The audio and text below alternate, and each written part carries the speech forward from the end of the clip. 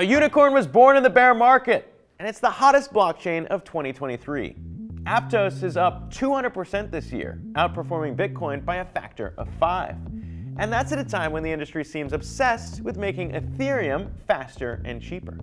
Aptos is certainly making some people lots of money, and we talked to Aptos co-founder and CTO Avery Ching to get an answer to one simple question. Why does the world need another new blockchain? I think the history of what we're trying to do and what we're trying to solve is very similar to others. Bitcoin and Ethereum are nothing new, but they do have dedicated fans, developers, and investors. Look beyond them though, and there's all kinds of chains claiming to be better. Solana, Tezos, Cosmos, Polkadot, Cardano, Binance Smart Chain, Ripple, Litecoin, Tron, Avalanche, Chainlink, and whatever the hell Algorand is. Enter then Aptos, the latest big proof-of-stake blockchain to hit the market. Aptos has all the buzzwords down. Pipeline and modular framework. It's in superscalar architecture and scaled out in a parallel fashion at low finality time. If you don't know what any of those words mean, that's fine. Not many people actually do. But pretty much all of the chains I mentioned before claim their system is the one best suited for onboarding the millions, if not billions, of users into Web3. Aptos only has around 20,000 daily active users on good days. Ethereum has around 400,000. Much more, but still a far cry from mass adoption. So why does Aptos think it stands a chance against its more seasoned competition? Aptos was co-founded by Mo Sheikh, a serial blockchain entrepreneur, and Avery Ching, who spent a decade at Facebook. Both founders helped build Facebook's shuttered cryptocurrency project Libra. I actually don't know if Libra is going to work. Had a lot of love for Libra. I'm not a big fan of what they're doing there. So basically, the whole world came together to tell Facebook nope, and the project was sold off for parts. But the devs continued on. We were really excited about the ideas of what a decentralized infrastructure could do for billions of people. So some on the team went on to create Aptos, and others went on to build a different blockchain project called Sui. How different are they? Well, Aptos is a new Layer 1 blockchain, but Sui is a new Layer 1 blockchain.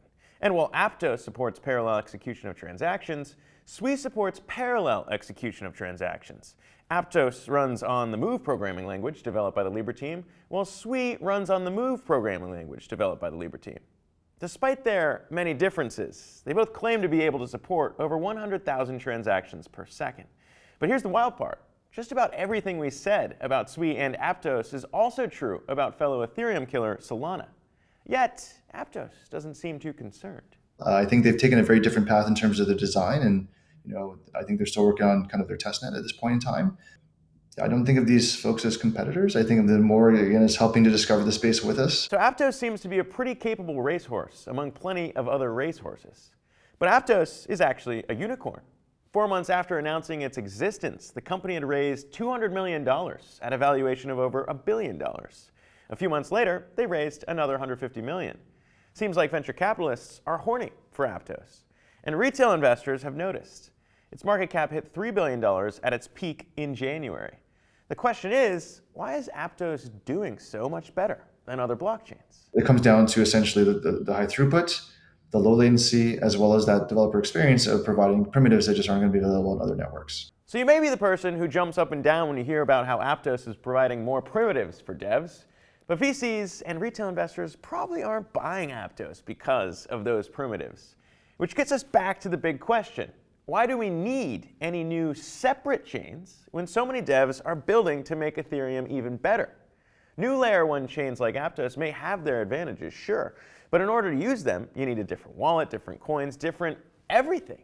If you build on top of Ethereum, you get to keep all of its infrastructure and its diehard fans. Enter Layer 2s, which are built on top of Layer 1s like Ethereum, and they're faster because they wrap a ton of information into one transaction, barring the security of the base network without clogging it up. Think of it as sending 50 people through a busy highway on a bus rather than 50 separate cars. Polygon, one of the biggest Layer 2s on top of Ethereum, has already attracted a shit ton of big-name brands, and Polygon's co-founder, Sandeep Nailwal, thinks it'll be too hard to recreate what Ethereum's already got cooking. I don't see any significant traction on any of these chains. Like, I absolutely don't feel that anybody has any chance to compete with Ethereum anywhere. So who's winning the war? Easy answer. The VCs. Sure, you can take everything the Aptos team is saying at face value.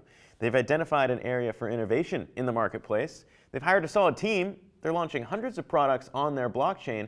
And for those efforts, they've been rewarded with hundreds of millions of dollars of investor capital. But that same story is also true of Solana and Cardano before it. So let's take a look at those price charts. Because both Solana and Cardano had a bright, shining moment in the sun. But now the market considers these very different two chains to be worth basically the same. No one who bought into Solana or Cardano at their peaks is laughing. But you know who is laughing? These guys. You think I buy hundreds of millions of dollars of anything without a discount? Everything is a discount. But you're holding, correct? Ish. So are venture capitalists like billionaires David Sachs and Chamath Palihapitiya discussing Solana's proof of history consensus mechanism or its localized fee market? Of course not. They're talking about how they bought it at a discount and most likely sold it for a massive profit. Well, the true believers in the project will keep holding, even as the price sinks. It's unclear if Aptos will follow a similar path, but I do recognize a pattern. And we asked Avery Ching about whether Aptos investors should be worried about VCs dumping their own tokens once they start getting unlocked this coming November. I think the way we look at it is to look at all the other, tokenomics of other projects, and you'll see that Aptos is one of the most favorable, if not the most favorable, when it comes to lockups. So is Aptos going to be the L1 to rule them all? To be honest, I really don't care. As long as somehow these guys lose. You better clear that Solana position. What's your lockup? 24 months? Fuck no. He's trying to sell it to me on text message. Yeah, of course he is. We're negotiating discounts. I just had the founder on the you're pod. fucking the whole thing up. I'm Zach Usman. This was Coinage. Like and subscribe for more of the biggest stories in crypto. And remember, stay safe out there.